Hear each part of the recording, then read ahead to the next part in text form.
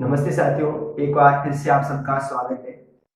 आज हम अध्ययन करने वाले हैं एनसीईआरटी बुक कक्षा 10वीं अध्याय नंबर 10वां प्रकाश अपवर्तन तथा परावर्तन के बारे में। तो चलिए दोस्तों शुरू करते हैं।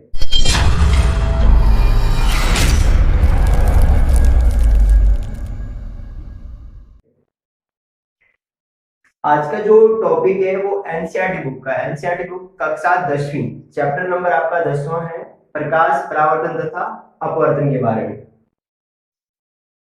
यानी कि प्रकाश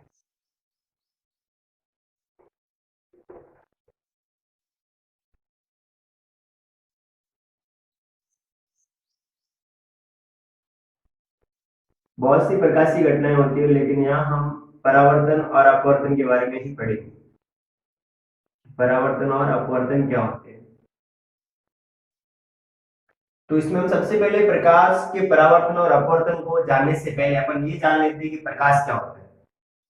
अब देखो, क्या आपने कभी अनुभव किया है कि दिन के समय हमें वस्तुएं बहुत अच्छे से दिखाई देती है, लेकिन रात्रि के समय हमें वस्तुएं स्पष्ट नजर नहीं आती। तो इसके पीछे का कारण क्या है? जो इसके पीछे का कारण है प्रकाश की उपस्थिति और अनुपस्थिति। जहां प्रकाश उपस्थित होता है वह हम वस्तुओं को आसानी से देख सकते हैं, लेकिन जहां प्रकाश नहीं होता है वह हमें वस्तुएं स्पष्ट नजर नहीं आती है।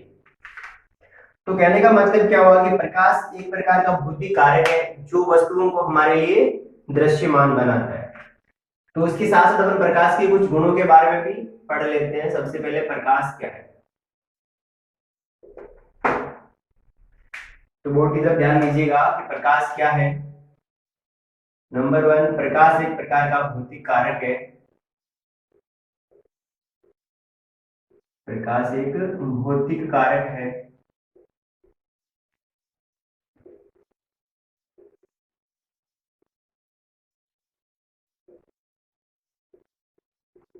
जो करता क्या है, तो जो वस्तुओं को दृश्यमान बनाता है। जो वस्तुओं को दृश्यमान बनाता है।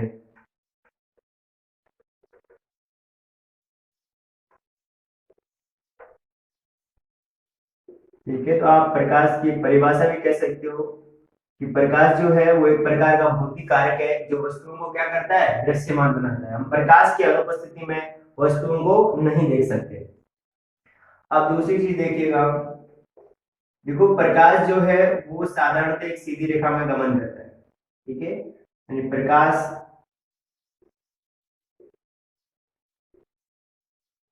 साधारणतः या सामान्यतः सीधी रेखा में गमन करता है।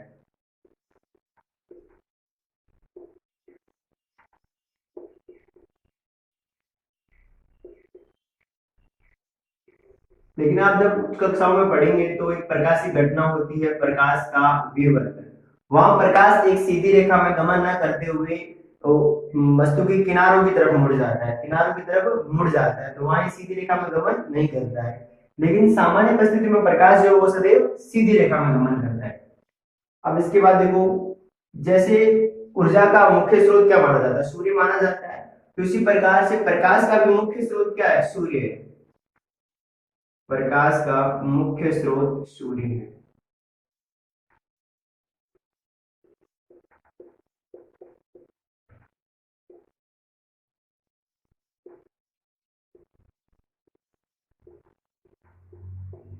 प्रकाश का जो मुख्य स्रोत है वो क्या है, सूर्य। अब देखो, हमें कहीं भी जाने के लिए किसी न किसी माध्यम की आवश्यकता होती है, लेकिन जो प्रकाश है इसके संचरण के लिए किसी भी माध्यम की आवश्यकता नहीं होती। यानी प्रकाश जो है वो निर्वात में भी गुजर सकता है, संचरण कर सकता है। तो ये सबसे ज्यादा इंपॉर्टेंट है कि प्रकाश के लिए किसी माध्यम की आवश्यकता नहीं होती। यानी प्रकाश के संचरण, प्रकाश के संचरण के लिए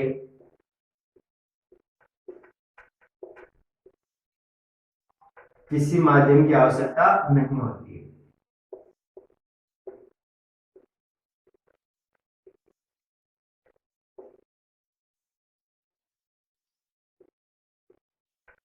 यानी कहने का मतलब ये हुआ कि जो प्रकाश है वो निर्वात में भी गति कर सकता है।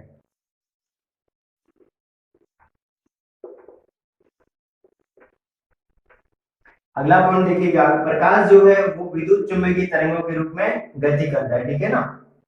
इलेक्ट्रोमैग्नेटिक, प्रकाश विद्युत चुम्बकीय तरंगों के रूप में गति करता है।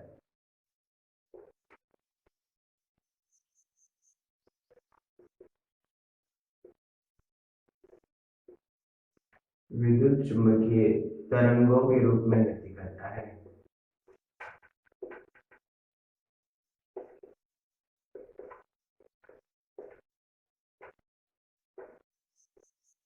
अब इसके बाद एक पॉइंट और देखिएगा, देखो मैंने बताया कि प्रकाश के लिए किसी भी माध्यम की आवश्यकता नहीं होती है, प्रकाश जो वो निर्वात में भी गति कर सकता है।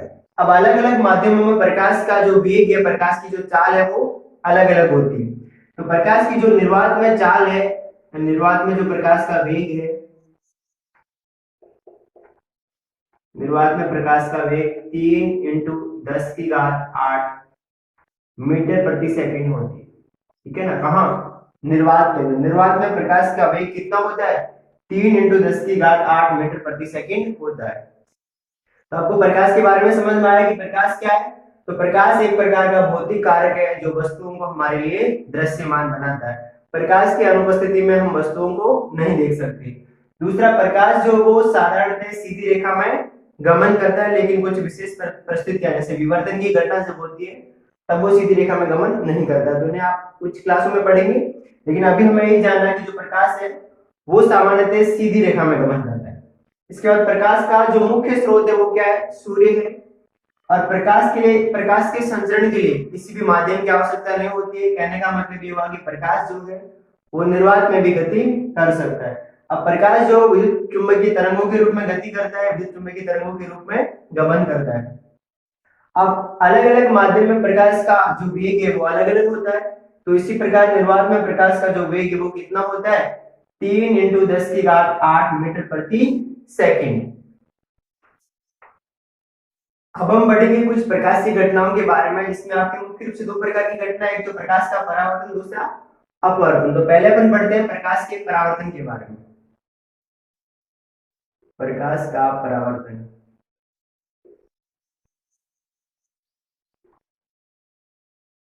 प्रकाश का परावर्तन जिसे इंग्लिश में बोलते हैं रिफ्लेक्शन ऑफ लाइट।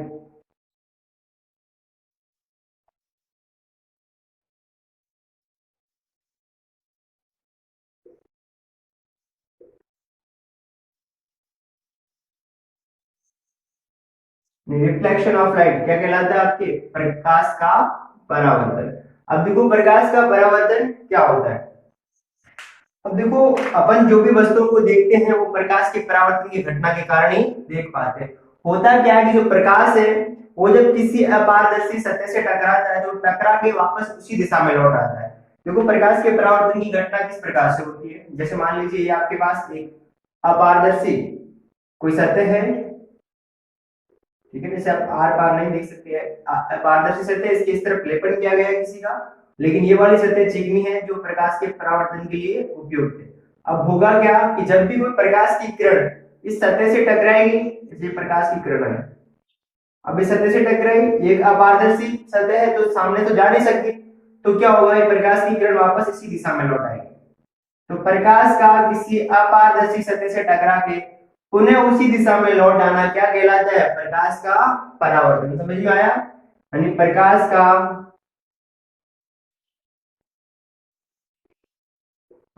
का किसी अपारदर्शी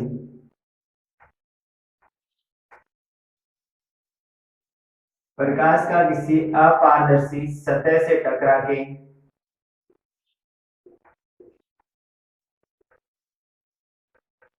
सतह से टकराकर पुनः उसी दिशा में लौट आना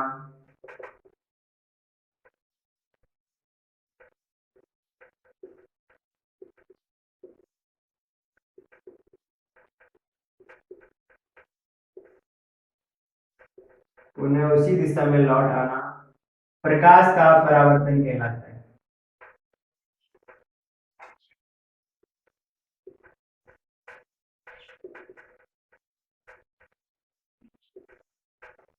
ठीक है, तो समझ में आया प्रकाश का परावर्तन किसे कहते हैं? प्रकाश का किसी अपारदर्शी माध्यम से टकराकर पुनः उसी दिशा में लौट आना क्या कहलाता है? प्रकाश का परावर्तन। अब देखिएगा प्रकाश का परावर्तन का आप चित्र कुछ इस प्रकार से बना सकते हैं इसका डायग्राम।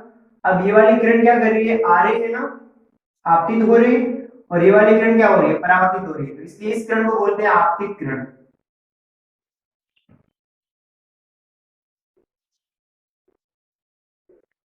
इस किरण को क्या बोलते हैं? आपतित किरण, जिसे आप इंसिडेंट रे भी कह सकते हो इंग्लिश में।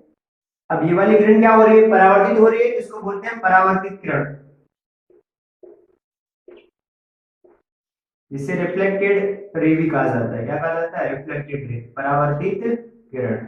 ठीक है, अब ये दोनों प्रकाश की किरण, आपतित किरण अपारदर्शी सतह के जिस बिंदु से टकराती है उस बिंदु के ऊपर एक लंब डाला जाता है, ठीक है ना, जिसे अपन अभिलंब भी कहते हैं।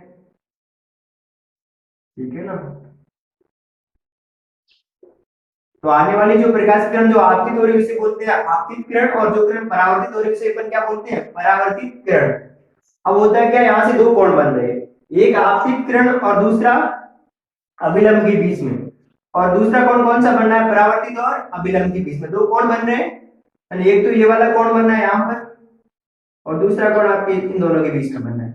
अब ये आपतित किरण और अभिलंब के बीच बनने वाले कोण को बोलते हैं आपतन कोण, इंसिडेंस एंगल। ठीक है ना, आपतन कोण, जिसे अपन आई से लिखते हैं, इंसिडेंस एंगल। ठीक है, और इस कोण को बोलते हैं परावर्तित किरण। तो ये परावर्तित किरण और अभिलंब इन दोनों के बीच में जो कोण बन रहा है इस कोण को बोलते हैं परावर्तन कोण। ठीक है ना, परावर्तन कोण, जिसे आप रिफ्लेक्शन कोण भी कह सकते हो। ठीक है ना, इंग्लिश में क्या बोलते हैं? रिफ्लेक्शन कोण, इसलिए इसे कोण आर से भी लिखा जाता है। ठीक है, तो ये प्रकाश के परावर्तन का एक डायग्राम बना, और ये प्रकाश के परावर्तन की परिभाषा बनी। अब प्रकाश के परावर्तन के नियम क्या है वो देख लीजिए। प्रकाश के परावर्तन के नियम, तो देखिएगा प्रकाश के परावर्तन के नियम किस प्रकार से होते हैं, यानी प्रकाश के परावर्तन के नियम।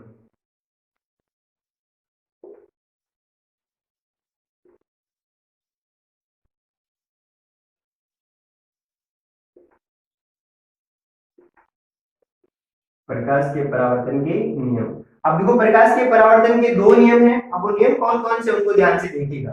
देखो प्रकाश के परावर्तन का पहला नियम क्या कहता है? प्रकाश के परावर्तन का पहला नियम ये कहता है कि आपतित किरण, परावर्तित किरण और अभिलंब ये तीनों एक ही सतह पर स्थित होते हैं। देखिएगा तीनों एक ही सतह पर स्थित है कि नहीं? इसी सतह के ऊपर आपतित किरण भी है, अभिलंब भी है और परावर्तित किरण भी है। तो पहला नियम आप क्या लिखोगे? आपतित किरण,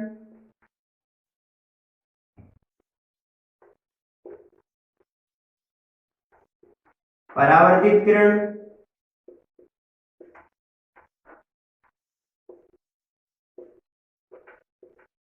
तथा अभिलंब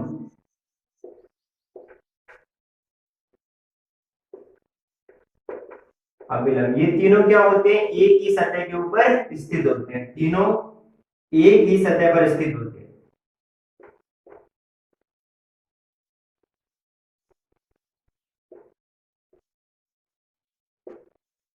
तो ये आपके हो गया प्रकाश के परावर्तन का पहला नियम। ठीक है, यानी कि आपतित किरण, परावर्तित किरण और अभिलंब तीनों एक ही सतह पर स्थित होते हैं।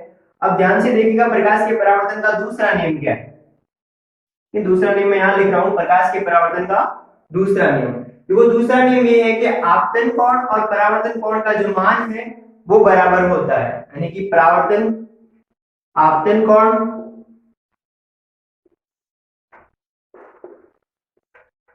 तथा परावर्तन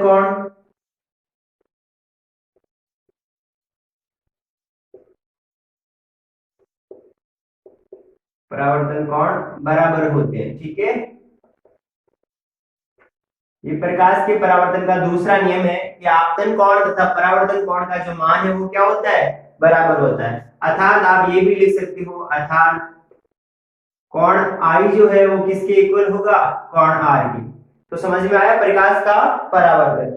एक बार मैं फिर से बोल रहा हूं कि प्रकाश का परावर्तन क्या होता है, ध्यान से सुनिएगा। प्रकाश का परावर्तन की रिफ्लेक्शन ऑफ लाइट, प्रकाश का किसी अपारदर्शी सतह से टकराकर पुनः उसी दिशा में लौट आना प्रकाश का परावर्तन कहलाता है। इसका डायग्राम आप कुछ इस प्रकार से बना सकते हो।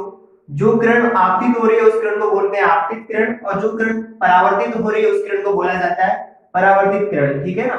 इंसिडेंट रे और रिफ्लेक्टेड रे। अब इसके बाद दो कोण बनते हैं, आपतित किरण और अभिलंब के बीच बनने वाले कोण को आपतन कोण बोला जाता है, परावर्तित किरण और अभिलंब के बीच बनने वाले कोण को परावर्तन कोण कहा जाता है, ठीक है ना। इसे आप इंग्लिश में इंसिडेंस कोण, इसे रिफ्लेक्शन कोण भी कह सकते हो, ठीक है ना। Reflection angle, sorry, reflection angle और इंसिडेंस एंगल। अब प्रकाश के परावर्तन के नियम देखिएगा। पहला नियम है कि आपतित किरण, परावर्तित किरण तथा अभिलंब ये तीनों एक ही सतह पर स्थित होते हैं। उसके बाद दूसरा नियम है कि आपतन कोण तथा परावर्तन कोण का मान है वो क्या होता है, बराबर होता है। अब हम प्रकाश के परावर्तन के सिद्धांत पर आधारित एक यंत्र या युक्ति के बारे में पढ़ेंगे जिससे हम सब लोग परिचित हैं। तो वो युक्ति क्या है, तो वो है आपके दर्पण, ठीक है ना। दर्पण जिसे इंग्लिश में क्या बोला जाता है, मिरर बोला जाता है, ठीक है, जिससे आप सभी लोग अच्छे तरीके से परिचित हैं, ठीक है ना। हाँ, रोज सुबह सुबह हम अपना चेहरा उसमें देखते हैं, ठीक है। तो दर्पण क्या होता है, तो देखो दर्पण एक प्रकार की प्रकाशीय युक्ति है जो प्रकाश के परावर्तन के सिद्धांत पर आधारित होती है, ठीक है। यानी ऐसी प्रकाशीय युक्ति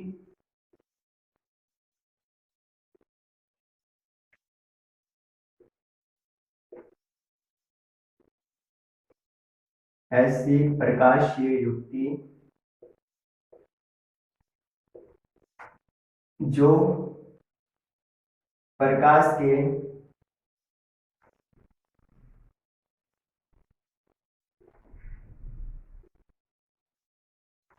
परावर्तन के सिद्धांत पर आधारित है।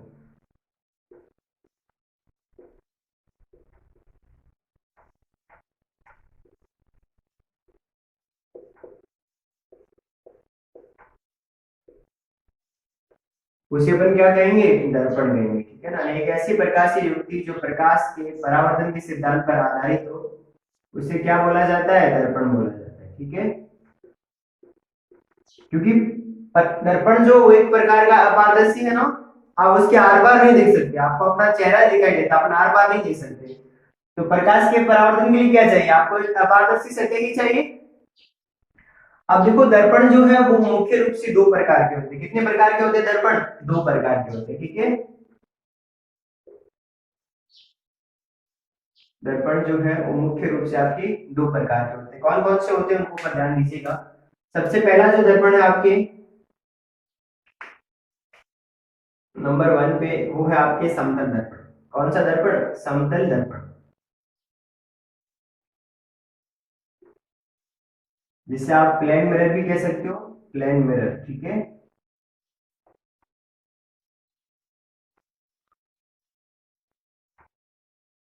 अब समतल दर्पण क्या होता है, तो समतल दर्पण जो हमारे घरों में लगा हुआ दर्पण होता है ना, उस दर्पण को अपन समतल दर्पण कहते हैं। आप इसकी परिभाषा ये लिख सकते हो कि एक ऐसा दर्पण जिसकी परावर्तक सतह जो है, जिसकी परावर्तक सतह जो है वो समतल हो, उसे अपन क्या बोलते हैं, समतल दर्पण। तो मैं इसकी परिभाषा लिख देता हूं, ऐसा दर्पण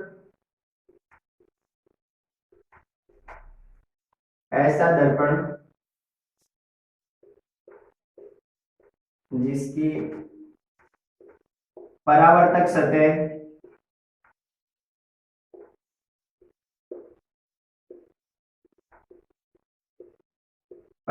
सतह समतल हो, उसे क्या बोलते हैं, उसे समतल दर्पण कहते हैं, ठीक है।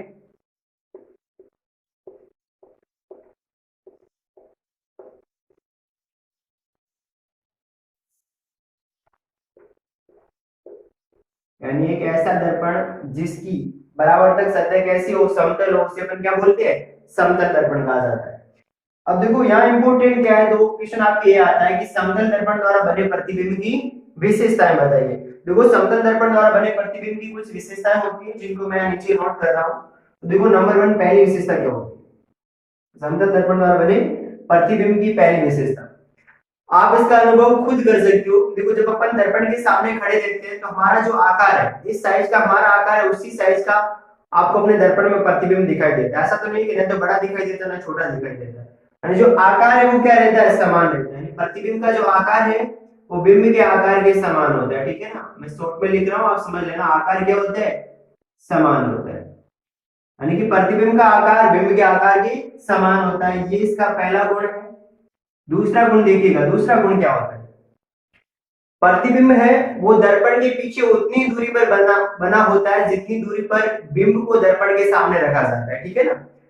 यानी बिंब दूरी और प्रतिबिंब दूरी दोनों क्या होती है, समान होती है। तो मैं यहाँ पर ये लिख सकता हूँ कि दूरी जो है वो क्या होती है, समान होती है। आप इसको पूरे तरीके से लिखना, आप ये लिखना कि प्रतिबिंब दर्पण के पीछे उतनी दूरी पर बनता है जितनी दूरी पर बिंब को दर्पण के सामने रखा जाता है, ठीक है ना। यानी कहने का मतलब ये हुआ कि बिंब दूरी और प्रतिबिंब दूरी क्या होती है, समान होती है।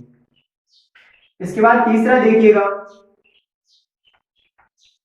आकार समान हो गया, दूरी भी है वो भी क्या होती है, समान होती है। लेकिन तीसरा सबसे ज्यादा इंपॉर्टेंट है और वो है पार्श्व परिवर्तन।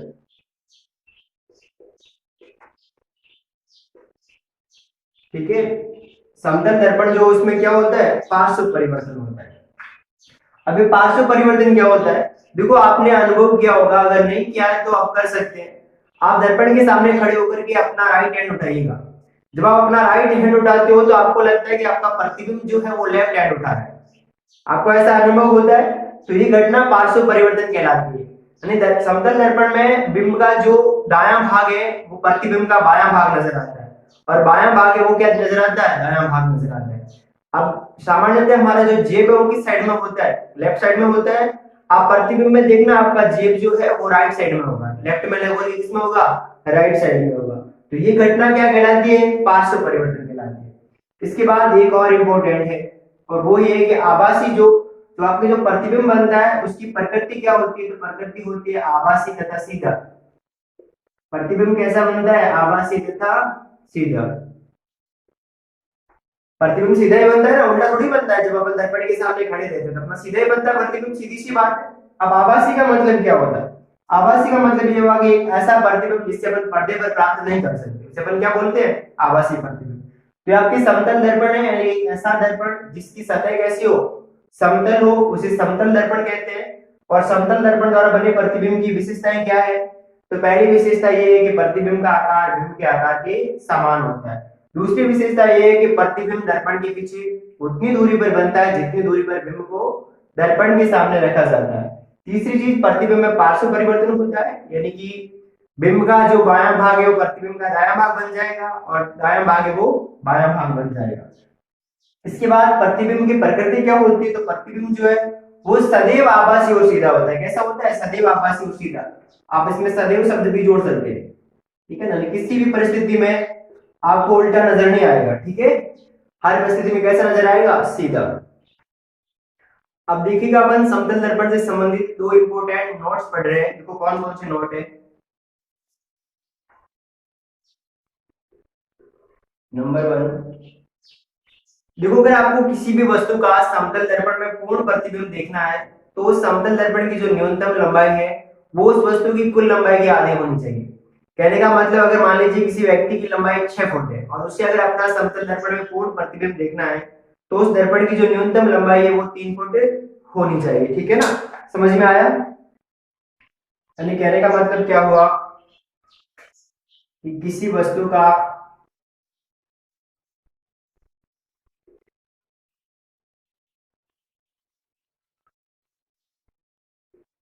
समतल दर्पण में पूर्ण प्रतिबिंब देखने के लिए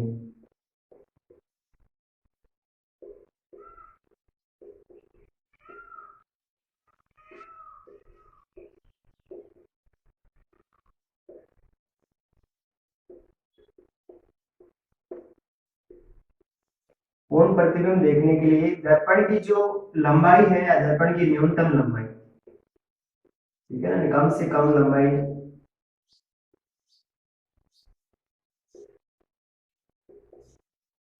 न्यूनतम लंबाई उस वस्तु की कुल लंबाई की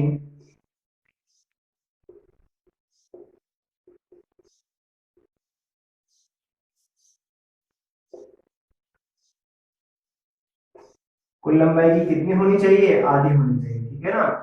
ऐसे मान लीजिए आपके पास अगर 10 फुट की कोई वस्तु है और उस 10 फुट की वस्तु का अगर आपको समतल दर्पण में पूर्ण प्रतिबिंब देखना है तो आपको कम से कम 5 फीट लंबाई का समतल दर्पण चाहिए। उससे कम लंबाई का अगर आपके पास दर्पण है तो आप उस वस्तु का पूर्ण प्रतिबिंब नहीं देख सकते। अब दूसरा इंपॉर्टेंट क्या है वो देखो, समतल दर्पण की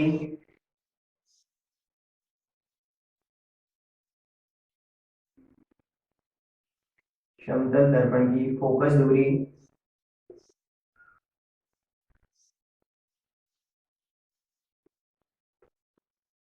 अनंत होती है। समतल दर्पण की फोकस दूरी कितनी होती है, अनंत होती है, ठीक है ना। और यहाँ पर फोकस दूरी क्या है, तो इसके बारे में जब हम आपको दूसरे प्रकार के दर्पण में पढ़ेंगे तो वहां बताऊंगा कि फोकस दूरी क्या होती है। अभी आपको ये याद रखना है कि समतल दर्पण की जो फोकस दूरी वो कितनी होती है, अनंत होती है। दर्पण देखिए दो प्रकार के होती है, एक समतल दर्पण और दूसरा गोलीय दर्पण। तो समतल दर्पण के बारे में पढ़ लिया, अब हम पढ़ते हैं कि गोलीय दर्पण क्या होते हैं। नंबर 2, गोलीय दर्पण।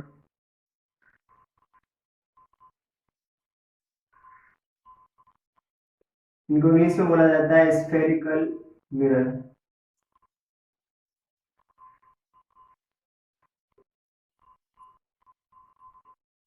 स्फेरिकल मिरर यानी गोलीय दर्पण। देखिए गोलीय दर्पण क्या होते हैं, तो हमारे घर में सब्जी बनाने वाले चम्मच या खाना बनाने वाले चम्मच को आपने अच्छी तरीके से देखा होगा।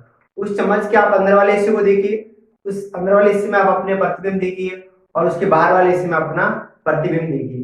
तो गोलीय दर्पण क्या होता है, ये एक ऐसा दर्पण होता है जिसकी परावर्तक सतह जो है वो गोलीय होती है, ठीक है ना। तो इसकी परिभाषा क्या होगी कि वे दर्पण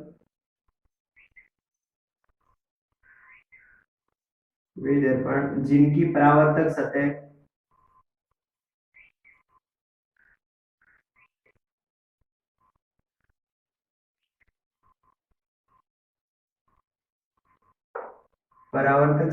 गोलीय हो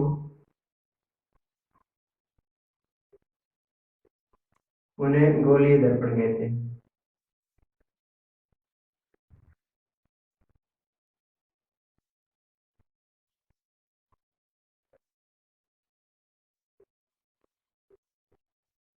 ये समझ में आया कि वे दर्पण जिनकी परावर्तक सतह कैसी हो, गोलीय हो, उन्हें अपन क्या बोलते हैं, गोलीय दर्पण कहते हैं।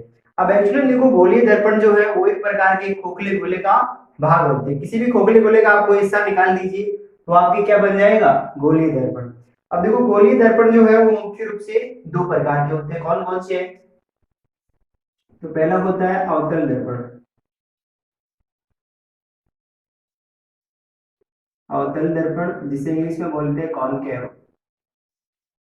ठीक है। कॉनकेव मिरर यानी कि अवतल दर्पण, ठीक है। अब देखिएगा अवतल दर्पण किसे कहते हैं, तो देखो चम्मच की जो अंदर वाला भाग होता है ना, जो अंदर की तरफ मुड़ा हुआ, उस अंदर वाले भाग को अपन बोलते हैं अवतल दर्पण। यानी कि ऐसा वे गोलीय दर्पण ऐसे गोलीय दर्पण वे गोलीय दर्पण जिनकी परावर्तक सतह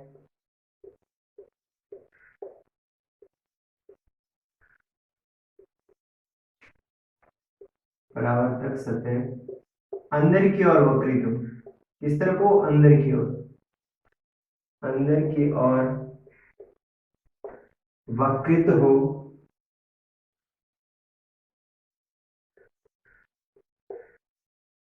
उसे अवतल दर्पण कहते हैं।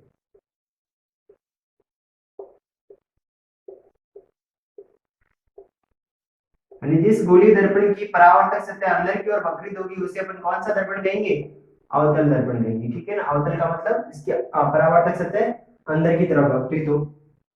अब इसका आप डायग्राम देखिए अवतल दर्पण किस प्रकार से बनता है। लेकिन उससे पहले अपन उत्तल दर्पण के बारे में पढ़ लेते हैं। देखो दूसरे प्रकार के जो दर्पण है उनको बोलते हैं उत्तल दर्पण।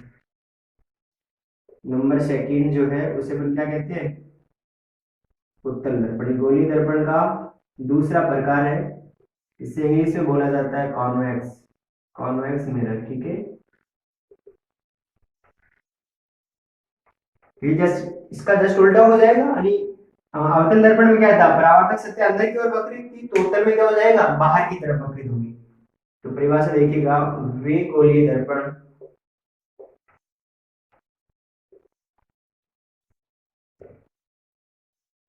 वे गोलीय दर्पण जिनकी परावर्तक सतह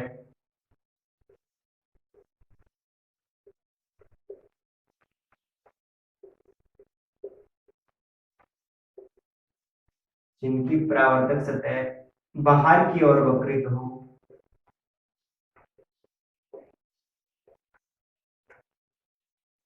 बाहर की ओर वक्रित हो,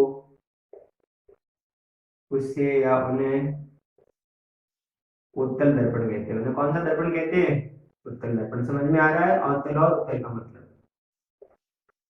तो कहने का मतलब ये हुआ कि गोलीय दर्पण जो है वो मुख्य रूप से दो प्रकार के होते हैं।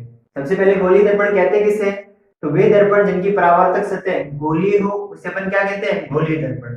गोलीय दर्पण दो प्रकार के होते हैं, एक अवतल दर्पण से बना था कॉनकेव मिरर, और दूसरा होता है उत्तल दर्पण। अब अवतल दर्पण किसे कहते हैं, तो वे गोलीय दर्पण जिनकी परावर्तक सतह अंदर की ओर वक्रित हो उसे कहते हैं अवतल दर्पण। और वे गोलीय दर्पण जिनकी परावर्तक सतह बाहर की ओर वक्रित हो उसे अपन कौन सा दर्पण कहते हैं, उत्तल दर्पण। ठीक है, आप इसे इस प्रकार से समझ सकते हो कि चम्मच की जो अंदर वाला भाग होता है उसे बोलते हैं अवतल दर्पण, और जो बाहर वाला भाग होता है उसे अपन कौन सा बोलते हैं, उत्तल दर्पण। ठीक है, अब इनके आप डायग्राम देख लीजिए।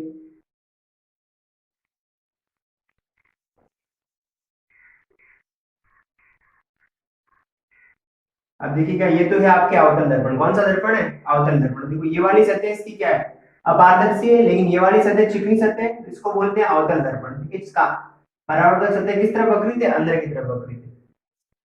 और ये है आपके उत्तल दर्पण। अब इसकी इस तरफ लेप किया हुआ, इसका मतलब इसकी परावर्तक सतह ये होनी चाहिए, तो इसे अपन कौन सा दर्पण कहते हैं, उत्तल दर्पण। ठीक है, तो समझ में आया उत्तल और अवतल दोनों।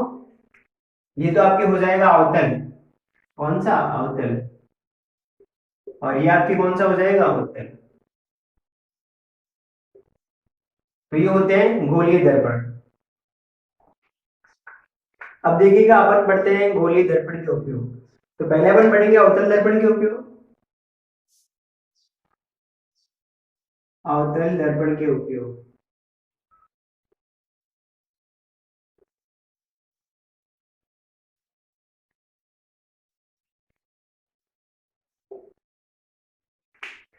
अब देखिएगा अवतल दर्पण के उपयोग क्या क्या होते हैं। सबसे पहला नंबर 1,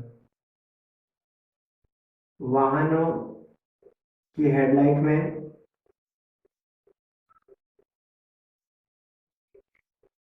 वाहनों की हेडलाइट, टॉर्च या फिर सर्च लाइट,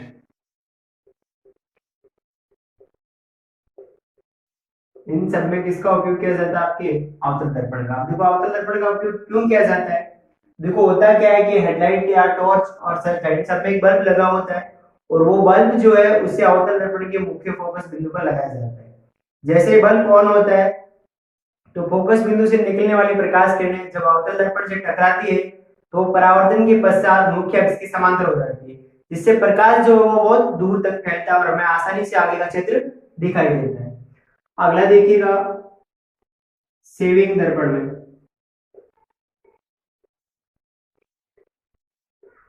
सेविंग दर्पण में देखो सेविंग दर्पण में इसका उपयोग क्यों किया जाता है, तो सेविंग दर्पण में अवतल दर्पण का उपयोग इसलिए किया जाता है ताकि आपका चेहरा जो बड़ा दिखाई दे, जिससे आपको आसानी से सेविंग कर सके। यहाँ पर जो नाई है उसे भी हजामत करने में आसानी होती है, क्योंकि आपका चेहरा जो दर्पण में बड़ा दिखाई देता है। इसके बाद अगला देखिएगा, अगला परमाणु भट्टियों में परमाणु भट्टियों में जो परमाणु भट्टियां होती है उनके अंदर भी अवतल दर्पण का उपयोग किया जाता है। ठीक है, अवतल दर्पण का उपयोग क्यों किया जाता है, क्योंकि परमाणु भट्टियों में आपके अवतल दर्पण लगा होता है, तो जैसे ही सूर्य से आने वाली प्रकाश किरणें जो होती है वो अवतल दर्पण पे मुख्य अक्ष के समांतर आपतित होती है। तो जैसे मुख्य अक्ष के समांतर आपतित होती है तो परावर्तन के पश्चात एक निश्चित बिंदु पर केंद्रित हो जाती है, जिससे उस बिंदु का तापमान जो है बहुत अधिक हो जाता है। तो परमाणु भट्टी के अंदर किसी भी परमाणु को बड़े आसानी से गला सकते हैं।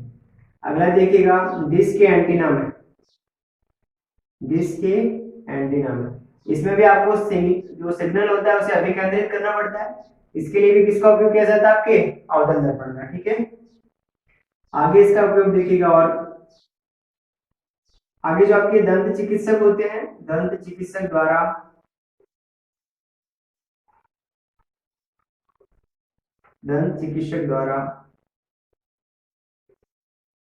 रोगी के दांत का बड़ा प्रतिबिंब देखने के लिए। ठीक है,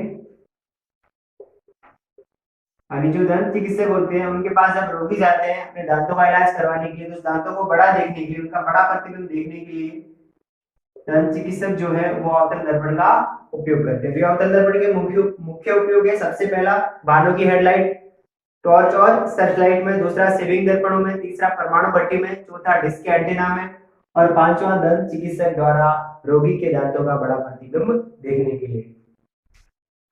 अब अगला देखिएगा उत्तल दर्पण के उपयोग। देखो उत्तल दर्पण के उपयोग क्या क्या है। उत्तल दर्पण के उपयोग,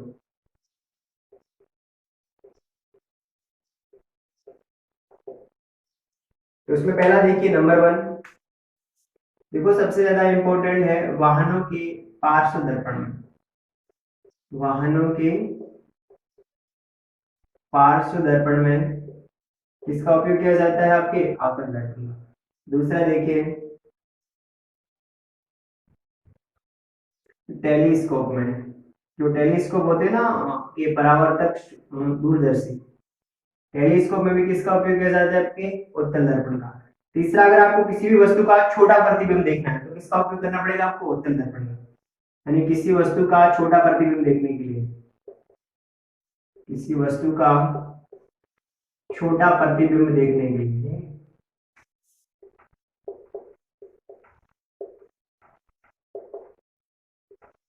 छोटा प्रतिबिंब देखने के लिए। आगे देखिए वृहद दृष्टि क्षेत्र देखने के लिए।